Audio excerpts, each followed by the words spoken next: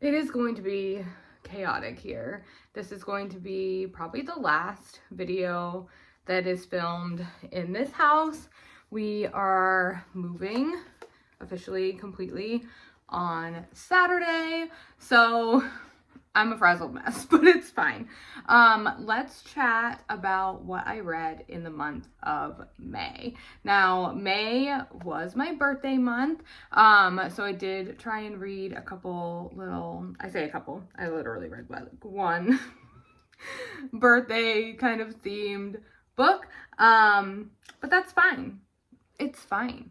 Was May my best reading month? It was pretty good, actually. I read 14 books and a total of 4,613 pages, which is pretty good for me. And I read for 75 hours and 14 minutes, which seems like a lot. It seems like a lot. I don't actually remember. I never keep track of like my stats for other months, but it's fine. Like I don't keep like a running. I like replace. Anyway, you don't care. As far as where I sourced these books from, I had one book from the library, 2 books that I owned on my Kindle, 11 books that I read from Kindle Unlimited, and I didn't read any ARCs in the month of May, but I did have 2 DNFs. Oh, bye, Drogo. See you later, friend. As always, we will start with my lowest rated reads of the month. I do not like rank them in their star, so like all the 3 stars are in like no particular order. But let's go ahead and talk about my first 3-star read for the month of May, and that was A Funny Story by Emily Henry. I did really like the plot line of this one. I thought it was really cute.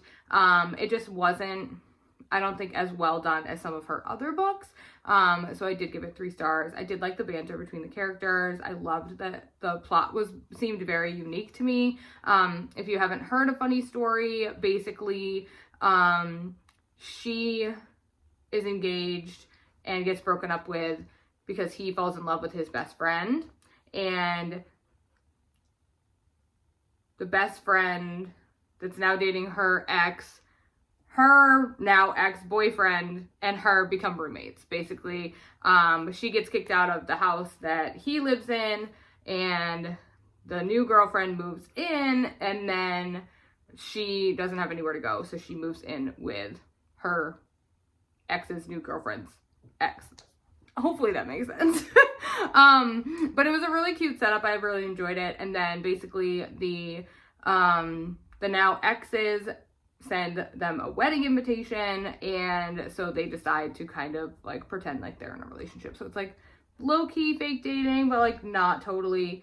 It was cute. I just don't think it was as, can you just hear Mr. Heavy breathing back there? Drogo, my friend. My next 3-star read was The Paper Palace. I read this for my Color Cube Chooses My Reads, episode 2, I believe it was. I was so excited for this book. Basically, the blurb talks about this woman who's like 50 something years old, married with like 3 kids, and she like goes and bangs her best friend like out beside the shed. Like, and I was like, oh, hello, this is gonna be so much drama. It wasn't. There was not a lot of drama.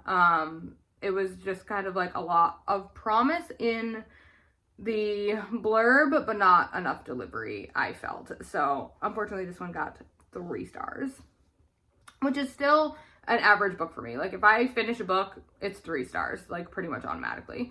So it was average. My next 3-star read was The Bookstore Family. I started this series in April. It's just a bunch of like short novellas that follow like this family of characters who own a bookstore on like a cute little island. And The Bookstore Family came out in May, and so I read that one to continue that series. I gave it 3 stars. It's cute. This is book 4 in the series, so like I can't tell you a ton of information, but like I said, it's about a cute little family. It starts with like 2 sisters, and they own a bookstore on a tiny island. This one followed the daughter of one of the sisters. It was cute. My next 3-star read was Princess and the Player. I really liked the setup of this one, but there is a surprise pregnancy in there, and I just didn't connect as much with how it was done in this book. I don't mind surprise pregnancy, but it has to be done right. And this one, I just didn't feel like was totally done how I wanted it to. Basically, these two characters meet at like a mask club. And he is a football player, I believe, American football player. And they have like a one-night stand. She gets pregnant and then finds out that he lives in like her building. And it goes from there.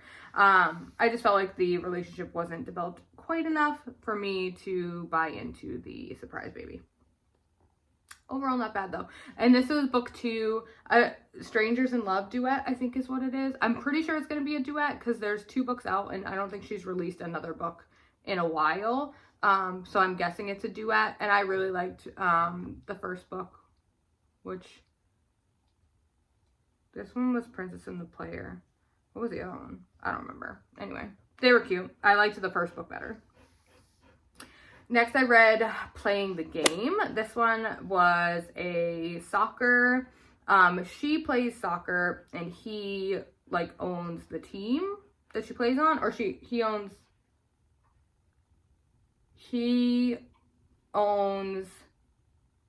like the men's and the women's team, but he doesn't get to take over the men's team until he can like prove that he can do well with the women's team type of vibe. For being like a sports romance, there like wasn't enough sport in it, which sounds really weird, like what?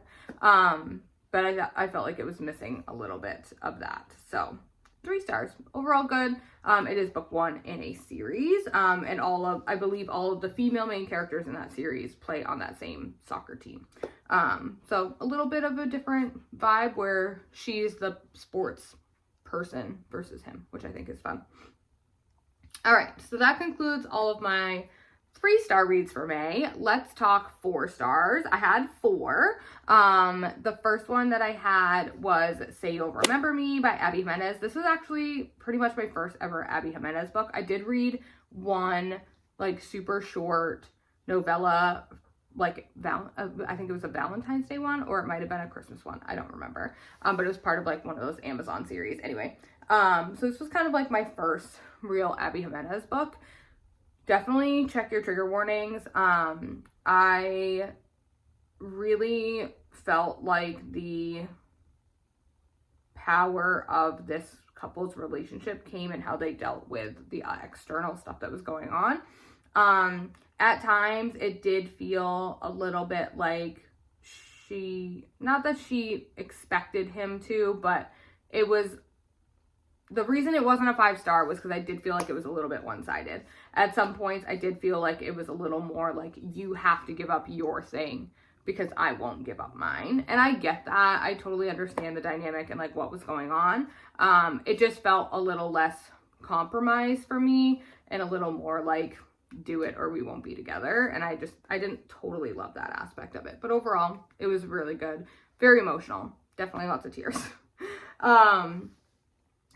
Next, I read Hey Batter Batter, which is he's a baseball player and she owns like a bakery. This one was really fun. I'd never read from this author before. This is book 1 in a trilogy, I believe. There may be more books coming, I don't remember.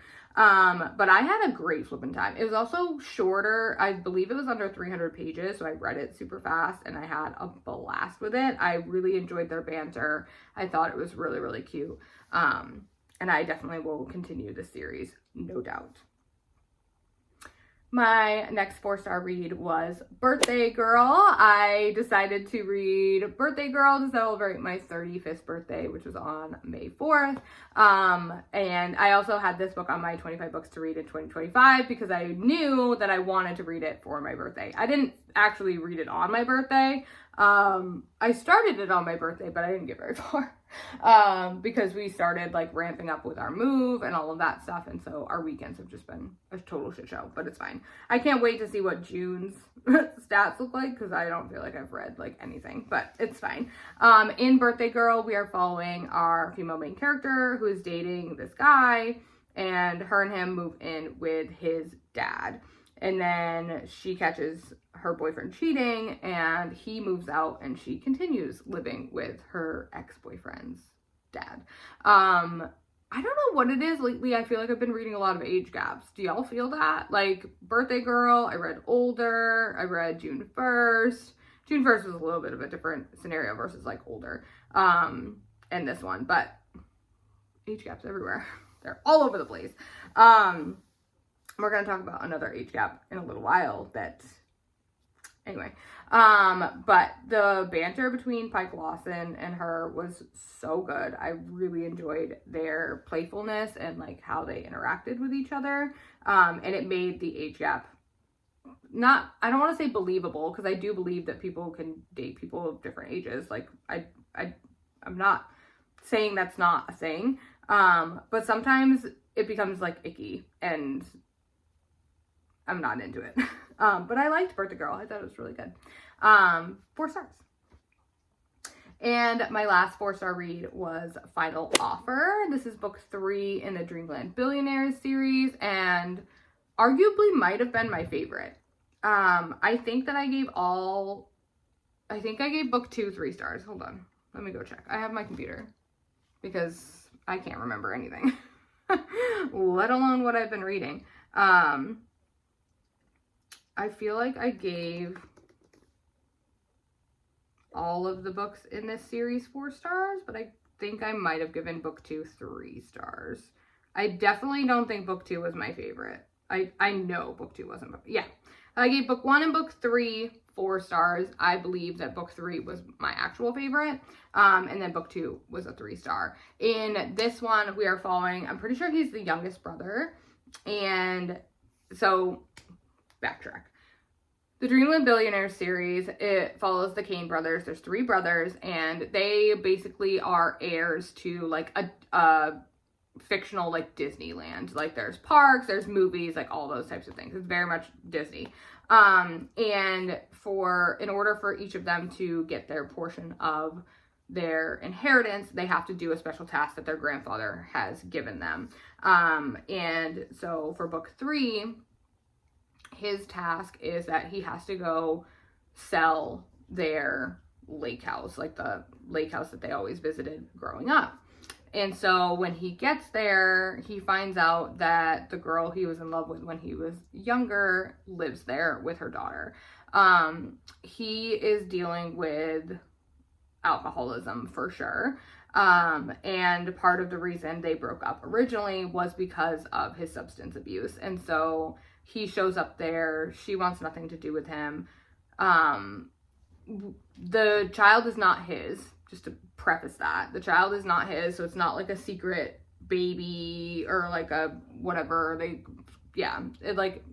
child is not his. And you find that out pretty early on. And he has to convince her to move out because he needs to sell this house. And she definitely fights back because she feels that she like has some kind of document from like his grandfather like saying she could live there or something. Anyway, and so the two of them have to cohabitate a little bit. It was Second Chance done very well in my opinion. I felt a lot of the struggles that he was going through with his substance abuse and how she was trying to help him, but he was kind of self-sabotaging. I just felt like it was done really well. I definitely love those characters who are very flawed or have like problems, obviously. And they use those to help them connect with someone. I find those to be very entertaining and my jam. So I give this one 4 stars. I really had a great time, and I finished the Dreamland Billionaire series, which is amazing, and this was my favorite of the series, so definitely a win for me. Now, in true me fashion, before we jump into our 5 stars, we need to talk about those 2 DNFs that I mentioned in the beginning. One of them was Dickid. This is like one of those short, wild novellas that we all have in our TBRs for some reason because we're intrigued. I DNF'd this one at 33%. I did not prepare myself for what this content was actually going to be. I thought it was like a fun, like, Wizard of Oz twist, whatever. No, not quite. Our main character, he ends up in Oz. This is, at least the part that I read was MM. He ends up in Oz, and they, like, don't know, like, what body parts are, but then they also, like, have body parts, so I don't really understand how they didn't, like, understand what that was.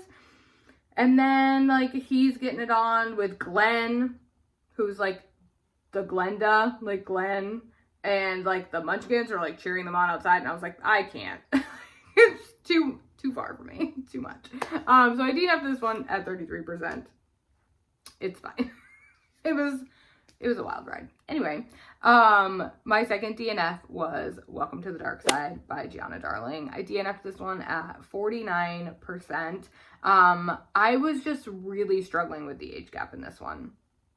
Like I said, I read Birthday Girl and I was fine. This one has like a 20-year age gap. They meet when she's 7. And just some of the things that he was saying just really creeped me out. Like, when he talked about, like, her tasting like cherries, like the lollipop she liked when she was a kid. Like, it icked me. I'm sorry. I couldn't. I know that this is some of people's favorites. And I did like Zeus. Well, meh. I also struggled with how Zeus was written, in the sense that, like, the inner monologue of, like, everything in his POV, like, there's no, like, complete words. Like, everything's, like, the G is left off, and so it's like, I'm fixing the blah, blah, blah, blah, and it made me feel like he was talking, like, just, like, a straight-up redneck, and like, my biker guy vibe is just different than that, and so I struggled a little bit with it in Lessons in Corruption, book 1 in the series, because King kind of did that as well. It was way worse in Zeus's POV, and I just struggled with that as well. I do plan to continue the series. I did kind of read some reviews, get a little bit of information of kind of what happens later on in the story, or, like, in this, not in the overarching story, because there is, in this series, there is, like, an overarching kind of plot going on, but I do plan to continue the series. I know all of Gianna Darling's have, like, an age gap, and I'm not against the age gap. This one I just couldn't vibe with it, and that's fine. It's not for everybody. But on the upside, I did have 3 5 stars this month, which is amazing. We love to see it. The first 5-star that I had was The Last Letter by Rebecca Yarros. Man, the way I bawled my eyes while reading this book. I'm slowly working my way through Rebecca Yarros' backlist. I did DNF the Empyrean series in Iron Flame. I am going to try and go back and reread it, and continue to get to Onyx Storm. I loved Fourth Wing. I really want to get back to the series. What are you doing, sir? Drogo. He has this, like, toy cheeseburger. Look at him, look at it. You're so cute. He has this toy cheeseburger that he's just sitting back there with his mouth. Anyway, I love Rebecca Yarros' writing. I really do. I just hated Iron Flame.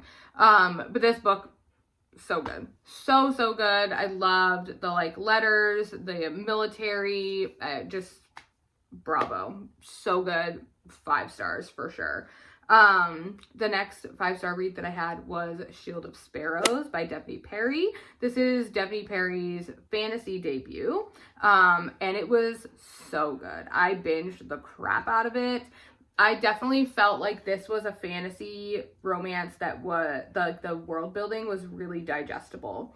I like, you know how well, maybe this is just me. Maybe my brain's just too dumb, which is fine. Some fantasy romances, there's like so much fantasy, and this is gonna sound wrong. There's so much fantasy that my brain just can't comprehend. Like, I am not like a epic fantasy girly. My brain cannot fathom it. Like, realistically, my brain just can't. But I felt like the world building in this one was done in a very digestible way, so that it didn't feel info dumpy. Like, it didn't feel like it was like, here's everything you ever need to know about this entire flippin' world, and we'll talk about it later. It was very well sprinkled throughout, and kind of the journey that the heroine goes on, like, literally helped kind of develop that, and I think that was done very, very well. Book 2 is coming out next year at some point. But I honestly was thinking about rereading this book like yesterday. So I definitely think that this book was very well done. If you like Devney Perry's writing, I highly recommend it. It was amazing. Loved it. And the last book that I rated 5 stars in the month of May was Puck Shy by Tegan Hunter.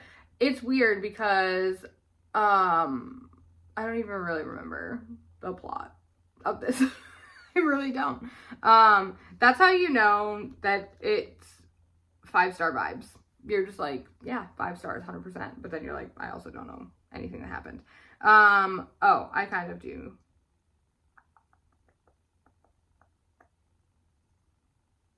I'm trying to remember. Oh, yes. Okay, now I remember. So we're following our male main character. He's a hockey player, and he gets like, honestly, the fact that I made it this far in this video without yawning is a miracle. He gets like stranded, his car breaks down, and he gets like almost run over by this girl, and she ends up picking him up and like bringing him to like the closest city, and they have like great banter. They have like a long car ride to get to where they're going. They have great banter, and then they like never see each other again. And then he's like scrolling on a dating app and sees her, and they like start talking to each other. It was so cute. If you love texting in books, this one has like messages back and forth. 10 out of 10. Because he is kind of like a famous hockey player, he doesn't want her to know who he actually is. He doesn't lie about his name, but he gave like his last name or like something like that. So while they're like interacting, he's not being like the guy that she picked up on the side of the road, is where I'm like trying to get at. But I felt like that conflict was dealt with really well. And I gave it 5 stars. I had a great flipping time. Like I said, I love messages in books. They had a lot of like banter back and forth. We love to see it. So highly recommend. But that concludes all of the books that I read in May. I would love to know what you read in May. What was your favorite book that you read that last month? That month. It was so long ago. Like I said, this is probably going to be the last video, like wrap-up video that you will see in this house, because we are officially moving in 4 days. So you won't see much like sit-down video in this spot, but you may see snippets of this house in other videos because of like filming or whatever. But I hope you guys have a wonderful rest of your June and that your reading month is going well, and I will check you guys in the next one. Bye.